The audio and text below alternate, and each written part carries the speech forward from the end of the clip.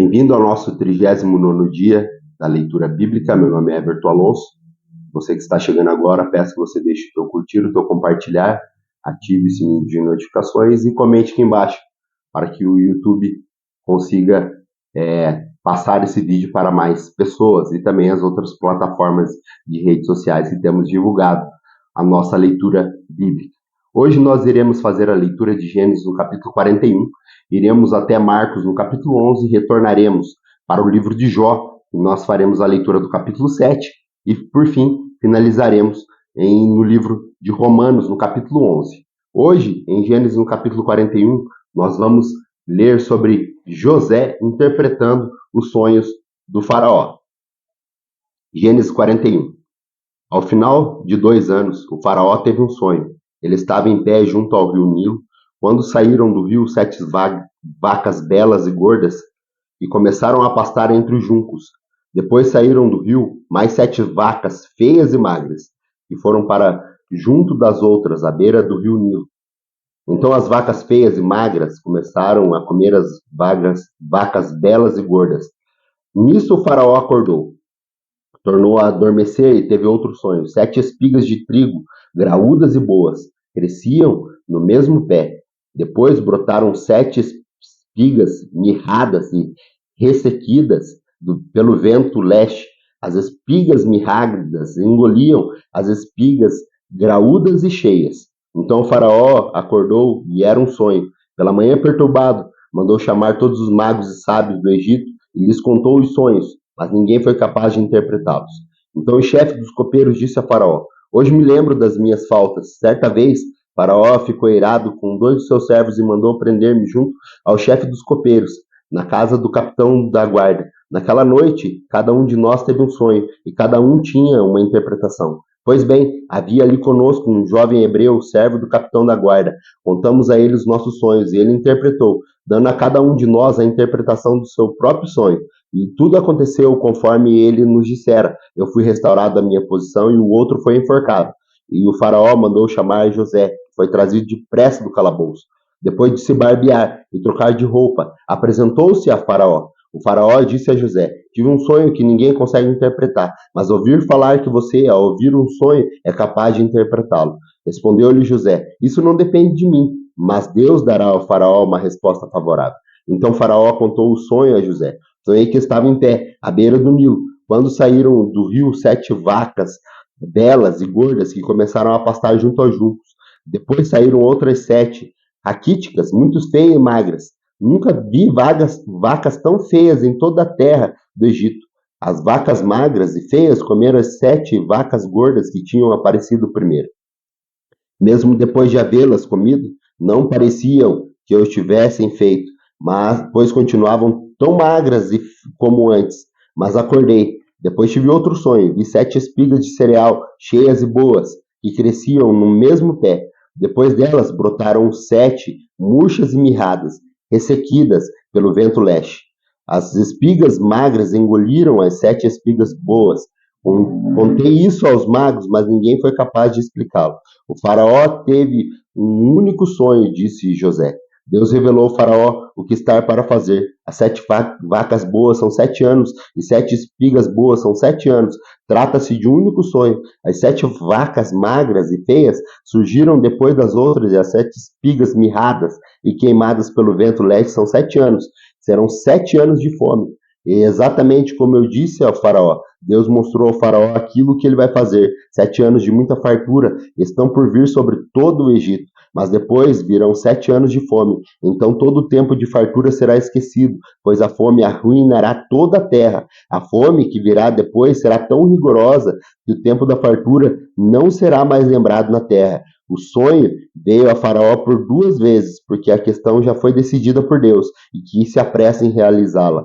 Procure agora o Faraó, um homem criterioso e sábio, e ponha no comando de Israel. O Faraó também deve estabelecer supervisores para recolher 1/5 da colheita do Egito durante 7 anos de fartura, e eles deverão recolher o que puder nos anos bons que virão e fazer estoque de trigo, que sob o controle de Faraó serão as mais armazenadas na cidade, e esse estoque servirá de reserva para que os 7 anos de fome que virão sobre o Egito para que a terra não seja arrasada pela fome. O plano pareceu bom para Faraó e todos os seus conselheiros. Por isso, Faraó lhe perguntou: será que vamos achar alguém como este homem?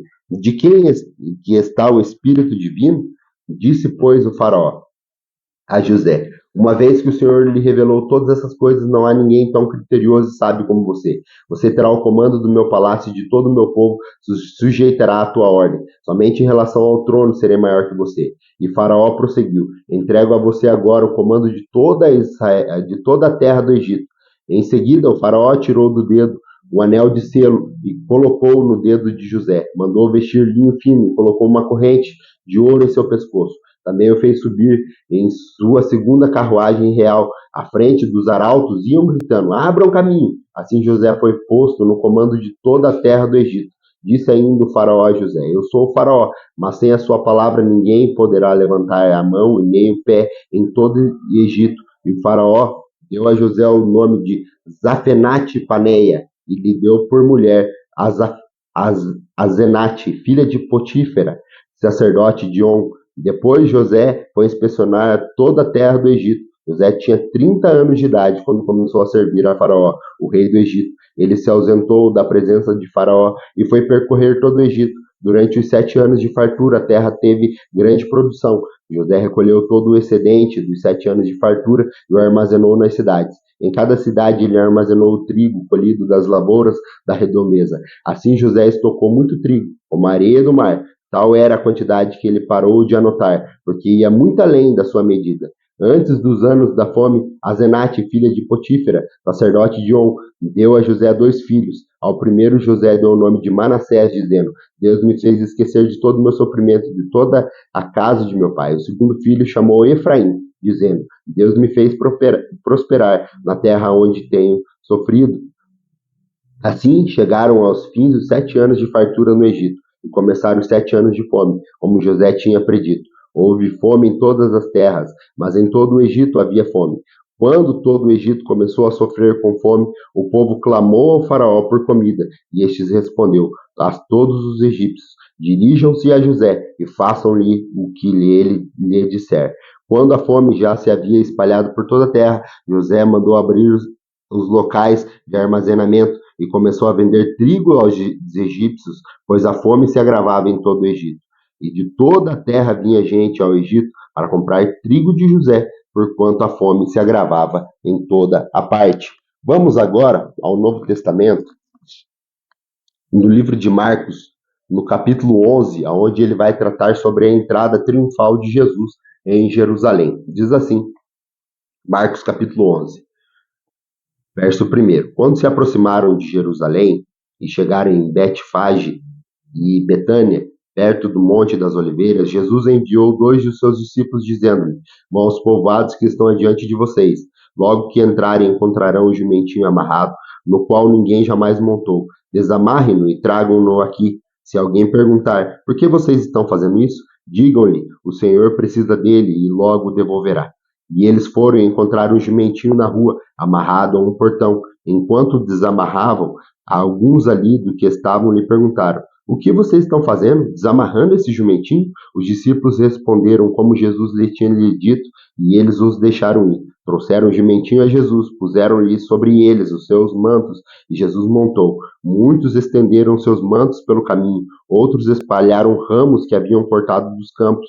Os que iam adiante dele, os que seguiam gritavam: Hosana, bendito é o que vem em nome do Senhor, bendito é o reino vindouro do nosso pai Davi, Hosana nas alturas. Jesus entrou em Jerusalém e dirigiu-se ao templo, observando tudo à sua volta, e como já era tarde, foi para Betânia com os 12. No dia seguinte, quando estavam saindo de Betânia, Jesus teve fome. Vendo a distância de uma figueira com folhas, foi e se encontraria nela, ver se encontraria nela algum fruto.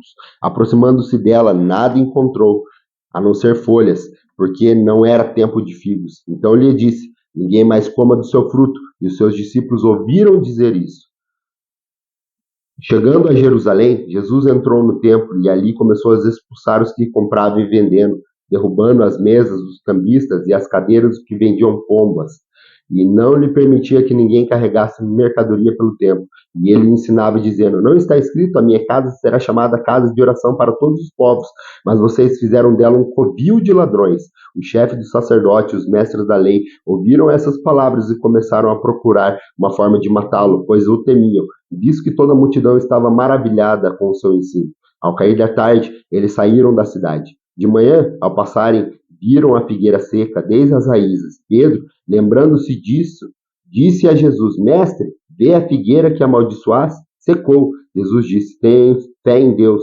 Eu asseguro que se alguém disser a este monte: levante-se e se atire no mar, e não duvidar em seu coração, mas crer que acontecerá o que diz, assim lhe será feito. Portanto, eu digo: tudo que vocês pedirem em oração, creiam que já o receberam, e assim sucederá. E quando estiverem orando, se tiverem alguma coisa contra alguém, perdoem, para que também o vosso Pai Celestial perdoe seus pecados. Mas se vocês não perdoarem, também o vosso Pai que está nos céus não perdoará os seus pecados. Chegando novamente a Jerusalém, e quando Jesus estava passando pelo templo, aproximando-se deles, os chefes dos sacerdotes, os mestres da lei e os discípulos religiosos lhe perguntaram: com que autoridade está fazendo essas coisas? Quem te deu autoridade para fazê-las? Jesus respondeu: eu farei uma pergunta, responda-me, e eu direi com que autoridade estou fazendo essas coisas. O batismo de João era do céu ou dos homens? Digam-me. E eles discutiam entre si, dizendo: se dissermos que é do céu, ele perguntará: então por que vocês não creram nele? Mas se dissermos dos homens, eles temiam o povo, pois todos realmente consideravam João um profeta. E eles responderam a Jesus: não sabemos. Disse então Jesus: tampouco direi com que autoridade estou fazendo essas coisas. Vamos agora ser transportados para a continuação do que Jó estava respondendo aos seus amigos em Jó no capítulo 7. Jó diz assim, Jó 7:1: não é pesado o labor do homem na terra? Seus dias não são como de um assalariado? Como um escravo que anseia pelas sombras do entardecer, ou como um assalariado que anseia ansioso pelo seu pagamento? Assim me deram meses de ilusão e noites de desgraça me foram destinadas. Quando me deito, fico pensando: quanto mais vai me demorar se eu me levantar? A noite se arrasta e eu fico me virando na cama até o amanhecer. Meu corpo está coberto de vermes e cascas de ferida, minha pele está rachada e vertendo pus. Meus dias correm mais depressa que a lançadeira do tecelão e chegam ao final sem nenhuma esperança. Lembra-te, ó Deus, de minha vida não passa de um sopro. Meus olhos jamais tornarão a ver a felicidade. Os que agora me veem nunca mais me verão. Puseste o teu olhar em mim e já não existo. Assim como a nuvem se esvai e desaparece, assim quem desce à sepultura não volta. Nunca mais voltará ao seu lar e à sua habitação. Não mais o conhecerá. Por isso não me calo, na aflição do meu espírito desabafarei, na amargura da minha alma farei as minhas queixas. Sou eu o mar, ou o monstro da profundeza, para que me ponha sobre a guarda? Quando penso na minha cama, me consolará e o meu leito aliviará a minha queixa, mesmo aí me assusta com sonhos, me atemorizo com visões. É melhor ser estrangulado e morrer do que sofrer assim. Sinto desprezo pela minha vida. Não vou viver para sempre. Deixe-me, pois os meus dias não têm sentido. Que é o homem para que dê importância e atenção para os que examina a cada manhã e que o provem a cada instante? Não desviará de mim o teu olhar? Não me deixará a sós nem por um instante? Se pequei, que mal te causei? E, ó, tu que vigias os homens, por que me tornaste teu alvo? Acaso tornei-me um fardo para ti? Por que não perdoas minhas ofensas e não apagas os meus pecados? Pois logo me deitarei no pó e tu procurarás, mas não mais existirei. Vamos agora ao livro de Romanos, no capítulo 11, aonde o apóstolo Paulo, enviando a sua carta, ele fala sobre os remanescentes de Israel. E ele diz assim: pergunto, pois, acaso Deus rejeitou o seu povo? De maneira nenhuma. Eu mesmo sou israelita, descendente de Abraão, da tribo de Benjamim. Deus não rejeitou o seu povo, a qual de antemão conheceu. Ou vocês não sabem como Elias clamou a Deus contra Israel, conforme diz as Escrituras? Senhor, mataram os teus profetas e derrubaram os teus altares. Eu sou o único que sobrou, e agora estão procurando matar-me. E qual foi a resposta divina? Reservei para mim 7.000 homens que não dobraram os joelhos diante de Baal. Assim hoje também há um remanescente escolhido pela graça. E se é pela graça, já não é mais pelas obras. Se fosse a graça, já não seria mais graça. Quer dizer então, Israel não conseguiu aquilo que tanto buscava, mas os eleitos o obtiveram. Os demais foram endurecidos, como está escrito. Deus lhe deu um espírito de atordoamento, olhos para que não ver e ouvidos para não ouvir, até o dia de hoje. E Davi diz que a mesa deles se transforme em laço, em armadilha, pedra de tropeço e retribuição para eles. Escureçam-se os olhos para que não consigam ver e as suas costas fiquem encurvadas para sempre. Novamente pergunto, acaso tropeçaram para que ficassem caídos? De maneira alguma. Ao contrário, por causa da transgressão deles, veio a salvação para os gentios, para provocar ciúme em Israel. Mas se a transgressão deles significa riqueza para o mundo, seu fracasso riqueza para os gentios, quanto mais significará a sua plenitude? Estou falando a vocês, gentios, visto que sou apóstolo para os gentios. Exalto o meu ministério, na esperança de alguma forma possa provocar ciúme em meu próprio povo e salvar alguns deles. Pois se a rejeição deles é reconciliação do mundo, o que será da aceitação senão vida dentre os mortos? Se a santa parte da massa que é oferecido como os primeiros frutos, toda a massa também é. Se a raiz é santa, os ramos também serão. Se alguns ramos forem cortados e você, sendo oliveira brava, foi enxertado entre os outros e agora participa da seiva que vem da raiz da oliveira cultivada, não se glorie contra os ramos. Se o fizer, saiba que não é você quem sustenta a raiz, mas a raiz a você. Então você dirá, os ramos foram cortados para que eu fosse enxertado. Está certo, eles, porém, foram cortados devido à incredulidade. E você permanece pela fé. Não se orgulhe, mas tema, pois Deus não poupou os ramos naturais, também não poupará vocês. Portanto, considere a bondade e a severidade de Deus. Severidade para com aqueles que caíram, mas com bondade para com você, desde que permaneça na bondade dele. De outra forma, você também será cortado. E quanto a eles, se não continuarem na incredulidade, serão enxertados, pois Deus é capaz de enxertá-los outra vez.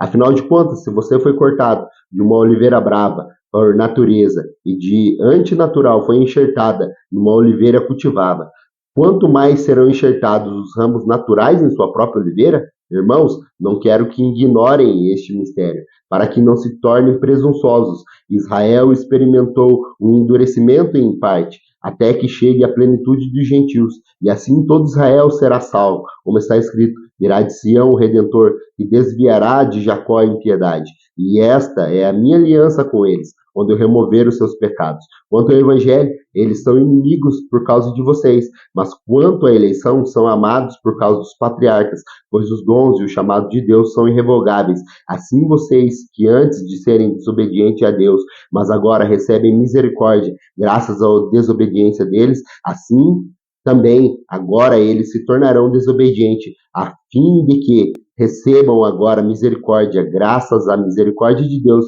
para com vocês, pois Deus sujeitou todos à desobediência para exercer misericórdia para com todos. Ó a profundidade das riquezas da sabedoria e do conhecimento de Deus. Quão insondáveis são os seus juízos, inescrutáveis os seus caminhos. Quem conheceu a mente do Senhor? E quem foi o seu conselheiro? Quem lhe deu para que ele o recompensasse? Pois dele, para ele, são todas as coisas, a ele seja a glória para sempre. Amém. Muito obrigado pela tua companhia. Te aguardo amanhã para mais um dia da leitura bíblica diária.